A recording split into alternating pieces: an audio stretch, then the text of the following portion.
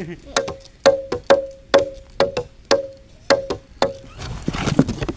ิ่งเอาหมดนี่ล่ะโดยเอาขอบใจเด้อ โดย แก้วเด้อขอบใจหลายๆ โดยเบิ่งนะโดยเบิ่งโดย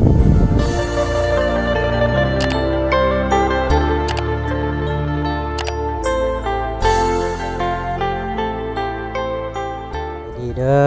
พ่อแม่พี่น้องสบายดีมื้อสุขสุขคนสบายดีสวงแรงๆพี่น้องเอ้ยตอนนี้ก็ค่อยคำลงแรงพี่น้องเอ้ยก็ได้แล้วก็เบาแก้วก็มาหา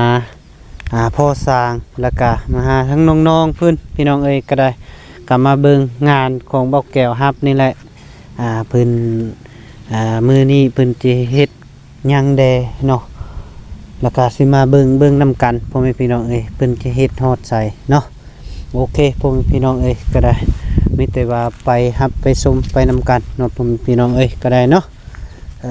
เพิ่นก็นึ่งข้าวอยู่ตอนนี้ก็ได้เนาะพี่น้องเอ้ยก็เฮาไปเบิ่งไปชมนำกันเนาะเฮือนเพิ่นเนาะ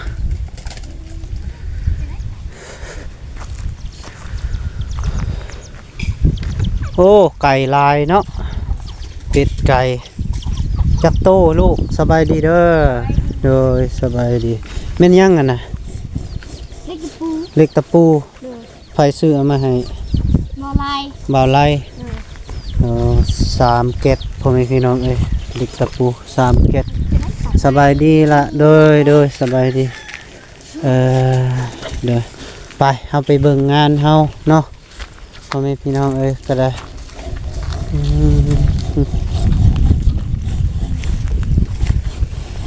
โดยสบายดีเด้อพ่อเด้อโดยสบายดีสบายดีโดยฮักกะเล้วเวียกกะเล่นมาเนาะเฮ็ดหยังอันนี้เลื่อยนะบ่บักไม้เนาะบักเสเสานี่ โดยบักเสาทั้งนั้นบักเรียบร้อยแล้วบ่โดยเฮาไปเบิ่งก่อนเสาเพิ่นบักแล้วพี่น้องเอ้ยก็ได้บุกแต่เช้าบ่นี่บ่ตื่นมาแล้วก็บุกเลยบ่โดยตื่นมาบุกเลย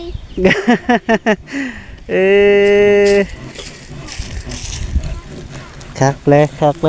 ไปนี่พ่อแม่พี่น้องเอ้ยเพิ่นกำลังบักเสาแล้วก็สิเอาคือเนาะคือขางเนาะพ่อแม่พี่น้องเอ้ยก็ได้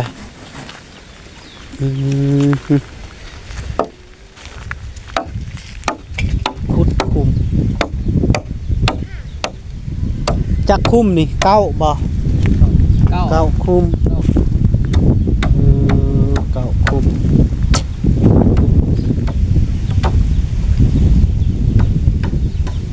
ตั้งอยู่เนินๆพ่อแม่พี่น้องเอ้ยก็ได้นี่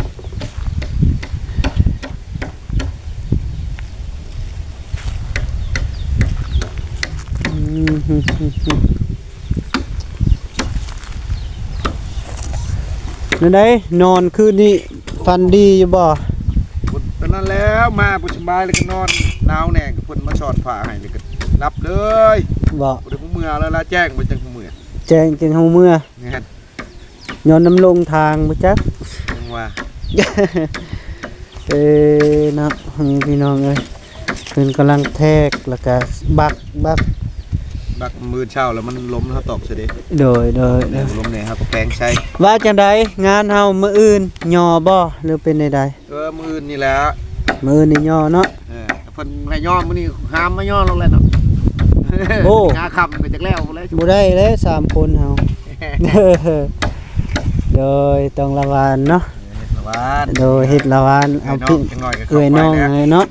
จังน้อยก็ขอพื้นนั่นแหละเฮ็ดจะได้ซะเนาะเรือแห้งเพิ่นเรือแห้งและตามมันนักก็เลยเดียวบ่ได้แล้วเว้าโดยเอาที่เช้าเพิ่นบ่นี่ก็ได้บืนจะเสร็จแล้ว8-9 โมงแล้ว8 โมง8-9 โมงไปน้ำแล้ว9 โมงเพื่อให้มันแล้วโดยบัน อยู่แล้วจึงหน่อยเที่ยงล่มเลยนะนะ แม่นแหละเที่ยงจากมือใดเลยเนาะ โอ้ยอัดที่ช่ำบาทมาช่างมาป้าให้นอนอยู่ถูกหน่อยมาช่างนอนพินมาแล้วมาช่าง เลย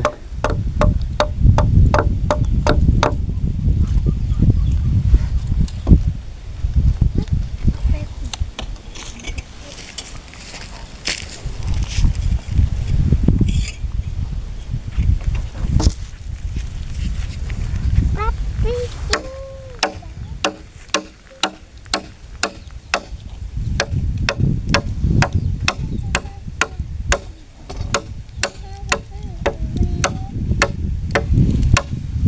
ของกินของอยู่เพิ่นซื้อมาให้อยู่บ่ทางบาปไลก็ได้ เชื่อมาบ่ลูก แม่ บ่ได้ซื้อเนาะคือว่าเล็กงบก็บ่ได้มีก็ได้ กินจุกินแจวเท่านั้นนะเออมีปลาก็เอาปลาแล้วพอได้แจวกินก็ได้ ลวกผักว่าซั่นนั่นแหละเฮ็ดจะได้สักงานเฮา กินหยังก็กินเนาะกินอิ่มแล้วก็อยู่แล้วเออโดยคนก็ลืมว่าสิซื้อ M100 มาให้อยู่ลืมขี่รถมาก็ได้ติดหนี้ไว้มื้ออื่นก่อนเนาะเด้อมีแต่ ที่เข้าบ้านสร้างโทรศัพท์นี่ โดย เช้าตื่นแต่เช้านี่แล้วทางบอกประเทศ เสาร์นี้เนาะอืม เนี่ยเห็นบ่มีไฟจัดสบาย จักเม็ดนี่ฮะ 4 เมตร 4 เม็ด 5 เมตร ลวงกว้าง4ลวงยาว5เนาะ แม่น 4คูณ5บ่ห้องอันนี้นะ แม่น เออแบบนี้เนาะเบิ่งคือไหม้เนื้อแข็งบ่แล่นไหม้เนื้ออ่อนเฉยเนาะ แม่น ไหม้ยังอันเนี้ย ไม่ย่างไม่ย่าง ไม่ยังบ่แม่นไหม้นอนบ่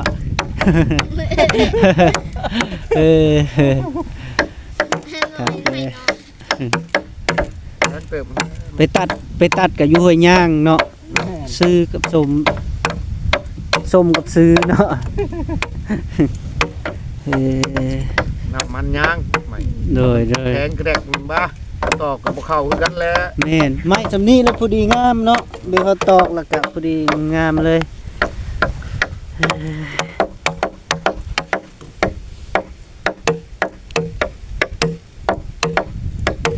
มวนบ่ไปบุญคืนมวน หมู่ เต้นระวงบ่ เออ เอาบ่ได้เต้นบ่ซะแต่ว่าสิไปพอดบ่ กลับจากโมงลูก มาจัก บ่ฮู้เลย เลย น้ำบ่าวก็ว่าสิลงบ่ได้ลงซ้ำยาแล้ว ว่าคิดว่าเบาแก้วนั่นบ่ว่าตื่นช่วยบ่ได้มายันบ่ไปบุญดึกบ่ว่า บ่ เมื่ออันเรียกลงเห็นคือเก่า แม่นเมื่อแต่ดึกๆพุ่น3 โมง หมดแล้ว เพราะว่าเฮามีเวียกได้ไปพุ่นน่ะไปอันน่ะ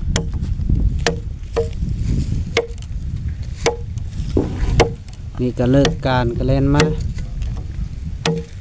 เบาพัดชัยเบาไหลมาเบาบี้บ่สาบุญ สะบุญ แม่น โอ้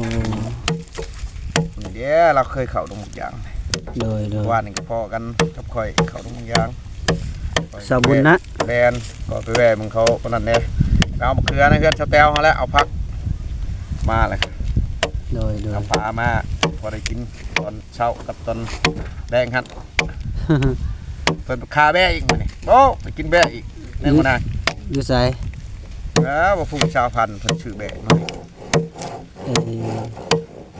ตอนเที่ยงจะเป็นหยังเพิ่นเฮ็ดซอยอยู่ชาติก็บ่มีเงินซอยหางานแล้วมีบ่เฮ็ดหาเฮ็ดบดเด้อ มุ้ยบด บ่มีแล้วยามนี่เนาะ บ่มีดอกงาม มันออกมาเฮาซอยเฮ็ดแห้งไว้คักเด้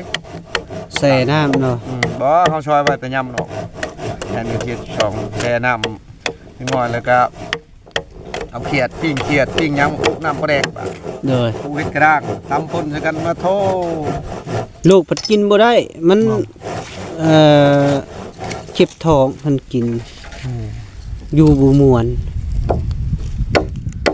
คันกินน้อยได้อยู่กินหลายบ่อยากได้มีแต่แนวคาลัม ของแข็งของอ่อนคือกัน ไอ้พ่อแม่พี่น้องเอ้ยสีเฮ็ดซอยเพิ่นก็ย่านผิดพลาดได้นี่เนาะตอนประกอบซ้ำพ่อแม่พี่น้องเอ้ยก็ได้มีแต่เบิ่งเพิ่นเฮ็ดและเพิ่น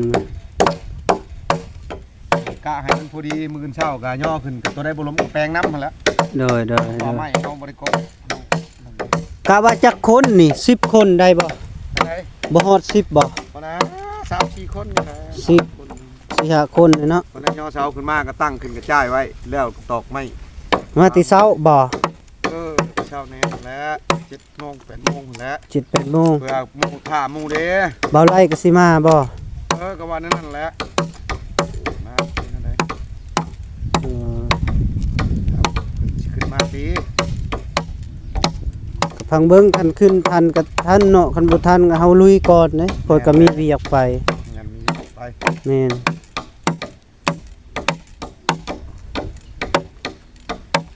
ลุยแล้วก็แล้วเรามานำลังเราจึงถ่ายนำลังก็ได้ งานเฮายังยาวอยู่เนาะถ้าได้ตั้งขึ้นแล้วคือว่าสิบ่ดนแล้วเนาะพอเนาะ แม่น โดย ไปโดนนะ โดยบ่ให้ดน มัน เพราะ มีบ่อนไปหลายเด้คันว่างานมันนะครับหลายบ่อนก็ยังสิเอาคนมาช่วยอยู่รออยู่2คนอยู่เขาก็สิมาจริงจังสิบ่หรือแนวใดมาถามอยู่แต่ว่ามันโมเมนต์ร่มกับเจ้าของเขาเอง โดย เขาชีให้ถ่ายน้ำเอฟซีบ่ผู้เขาจะมาเห็นงานครับ โดยแม่นทำละเอียด พอ คัน พอ โดย บอกให้ แม่นล่ะ สองคนช่างเบิดช่างอยู่แต่ว่ายันมาบอกให้ถ่ายให้หยังมันยาก โดย เขาก็ แม่น เว้าหั่นแหละ ต้องลมละเอียด ก็คือผู้มาเจาะน้ำอันน่ะลูกชายแล้วปอที่ทุก โอ้ ถ่ายบ่ได้ โอ้ อายกล้องเนาะยันผู้สาวเห็นบ่จักเป็นได้ก็อย่าเพิ่นละเนาะ ยาเพิ่น บ่เว้าดอก มัน อันนั้นก็ได้เรียกไปเรียกมันนั่นก็ได้ เอาถ่าย โดย ถ่ายบ่ถ่ายก็บ่ว่ากัน โดยตัวนี้ต้องได้บักเลยนี่เนาะมื้อแรง มักก็ได้ บักตัวใด บักก็ย่อเช้าขึ้นก็สิหลับ จงเฮ็ดหยัง ได้คือกัน โดย เพิ่นบ่ย่างดอกเพิ่นมีแนวบักแจ๊ดๆ บักแล้วมันเกะกะเนาะ แต่น้ำมันเพิ่นนั่นแหละ พวกกอกๆแก๊กๆได้ปืนก็ได้เนาะสร้างจำเป็นที่นี่บ่ แมน ผู้เป็นช่างผู้ช่วยช่าง โดยผู้ช่วยสร้างเนาะ ผู้ช่วยช่าง เนาะผู้ใดมานะก็ได้ โอเคโอ้ย ไม้นี่เจ้าเอามาแต่มื้อวานนี่บ่ไม้นี่หรือว่าไปค้นเอาที่พุ่น กลับมาเป็นอะไร โอ้แกมาที่พุ่นเนาะ ก็เอาขึ้นมากี่นี่ โดยโอ้มาบ่ทันเนาะอืม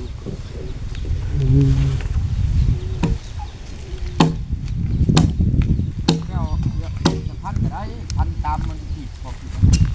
ตั้งตั้งเป็นยาก โดยตัวใดมา พันกับมือน้อยขีดเลย นี่กระแมนกระแมนกระแมนกระแมนกระแมนที่กระแม เอาเห็ด น น้ำพอนี่ก็ได้ต้องเก่งนะพันผ้าพันควนข้าวหนึ่งผักป๊อกป๊อกตัดให้มันทางทางแล้วนี่พันนี่กับทางนี้ อุ้ยอ่ะขานี่คืออยากร้อน ผ่าตัดหน่อยค่อยๆเบาๆไม่ชนย้ำที ไม่ยังดิบเนาะ ค่อยๆตรงนั้นตักมาที่บุรมแดงหน่อยแกงใจ เป็นอยู่ใด แล้วทุกมาแถวนี้เข้าแล้วสมาหา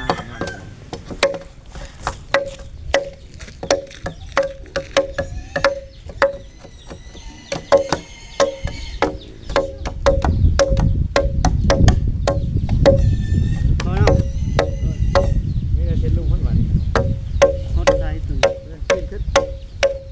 นี่เนาะ ให้ได้เห็นบ่ให้ได้มันขีดนั่นแหละ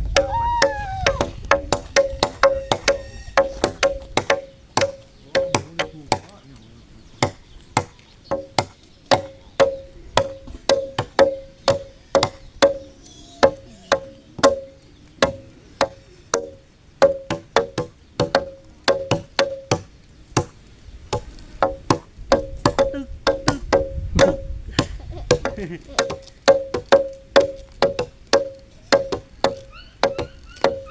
ันเหนียวทั้งที่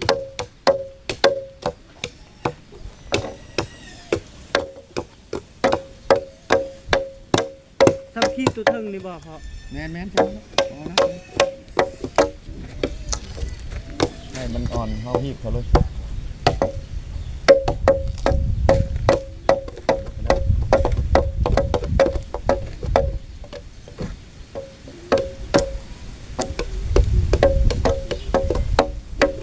เฮ้ย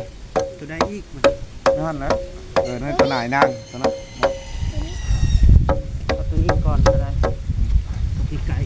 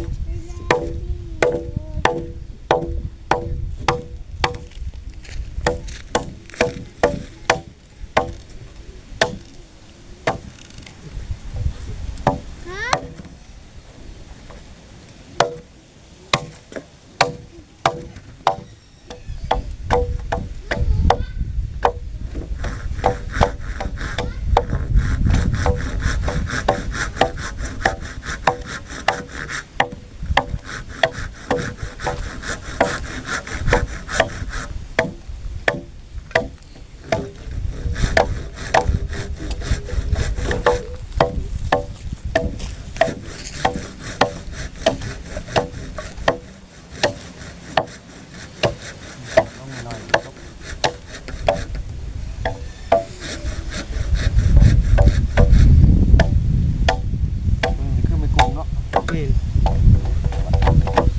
จะมาย่างเดียวสิมาย่างกุ๊กเดียวคนที่ บนได้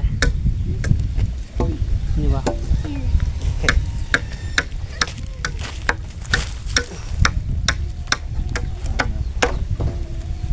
บ่เช็ด พันนี้พันนี้พันนี้ บ่บ่จะที่ นั่ง ตัวนี้ได้สาพอ พอดีเลย พอดีบ่ สองได้แล้ว ตัวนี้ได้สา ได้ได้ได้นึง หน่อยนึง ทำยังไง พันยาวๆนี่เลยบ่ พันไปต้องขาด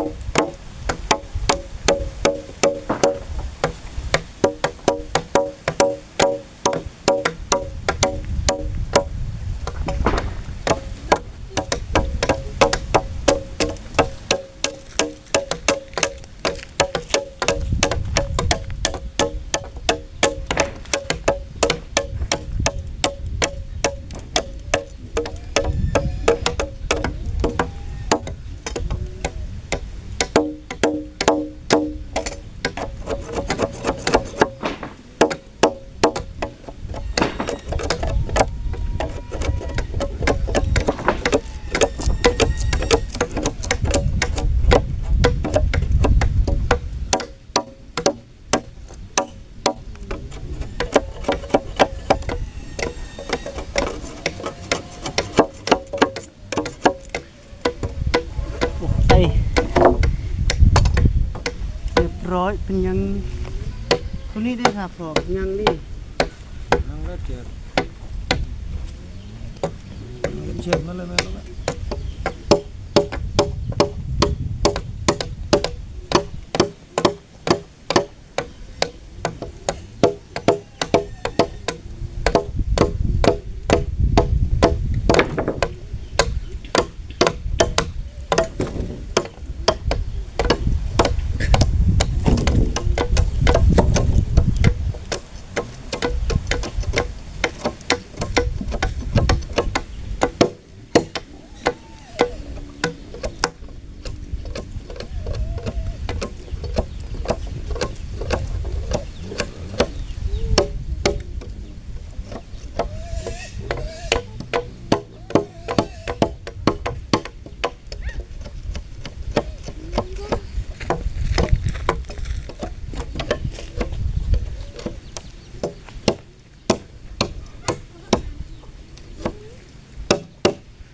โ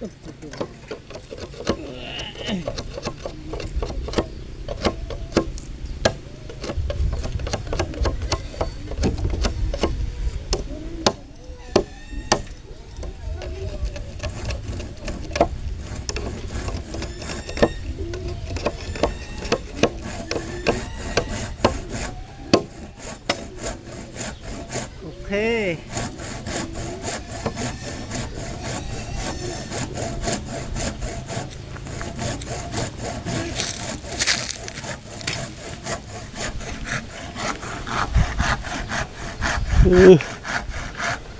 ทู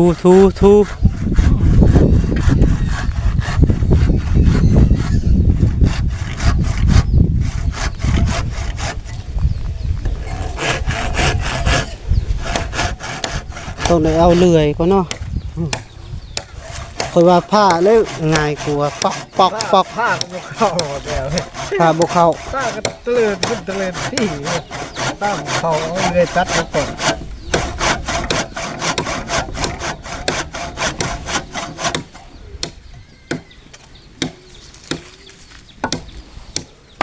อุ้ย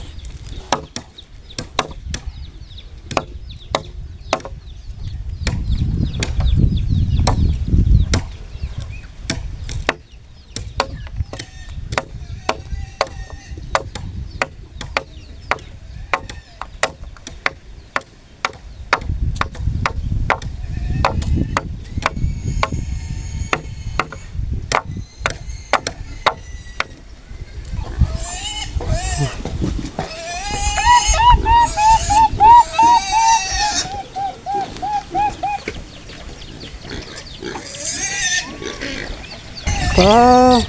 มาแล้วปุ่ม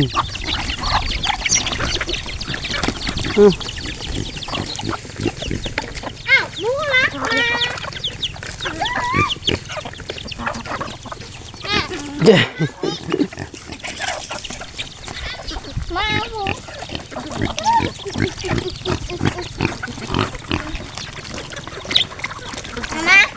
มาเกลือหมู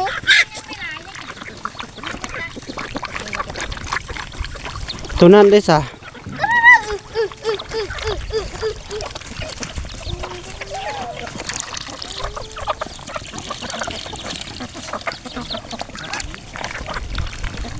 น้องอึ่งน้องตันเกลือเป็ดเกลือไก่ของพี่น้องเกลือหมู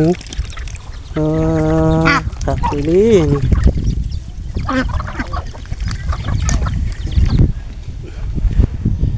มาเอาอ่ะนะของกินประเภทผักนี่แหละค่อยซื้อมาให้เจ้าก็ได้โดยเพราะว่าซีนก็บ่มี โอ้พอดีแล้ว โดยพอได้ลวกกินมีอันนะ โดย มักซะเวอร์มักอะไรหยังแล้วก็มีนี่โดย คิดให้น้อง โดยให้น้องๆลวกกินหั่นแหละ ๆกันแล้ว โอ้ยอย่ามันตัวน่ะตกไปเบิ่งเอาหมดนี่ล่ะ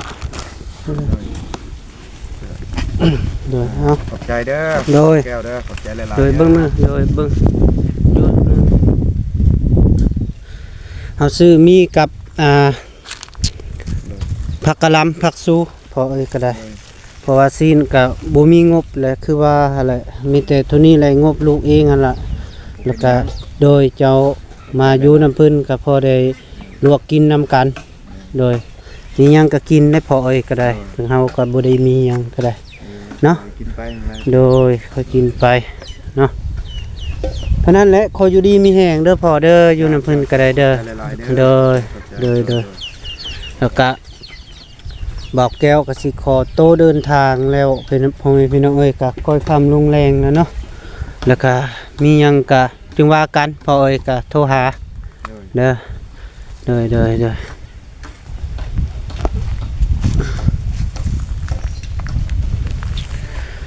โอ้พ่อแม่พี่น้องเอ้ยหางเบาแก้วเดินทางมาเนาะมาเบิ่งงานของเบาแก้วกับเบาไล่หั่นล่ะเนาะที่ว่าเฮ็ดเทียงให้น้องเพิ่นเนาะพ่อแม่พี่น้องเอ้ยก็ได้มาเบิ่งมื้อนี้ก็แล้วก็สิแจ้งเลยพ่อแม่พี่น้องได้รับผู้เนาะมื้ออื่น จะได้ย่อพี่น้องเอ้ยจะได้ย่อเศร้าเนาะแล้วก็ย่อกะประมาณกะ8 โมงหรือว่า7 โมง 8 โมงนี่แหละพี่น้องเอ้ยกะถ้าพื้นที่ขอละวานเนาะเพราะอันน่ะพี่น้องของเพิ่นเนาะพ่อแม่พี่น้องเอ้ยก็ประมาณ7 โมงหา 8 โมงนี่แหละแล้วก็สิได้มาเบิ่งนำกันเนาะมื้ออื่นก็ได้เนาะทางเบาแก้วก็ขอโตวเดินทางพ่อแม่พี่น้องเอ้ยขออยู่ดีมีแรงสุขภาพแข็งแรงอย่าเจ็บอย่าจนเด้อพ่อแม่พี่น้องเอ้ยแล้วก็มีคนฮักคนแพงนะฮักพ่อแม่พี่น้องขอขอบใจหลายๆเด้อทางเบาแก้วก็ได้บ๊ายบาย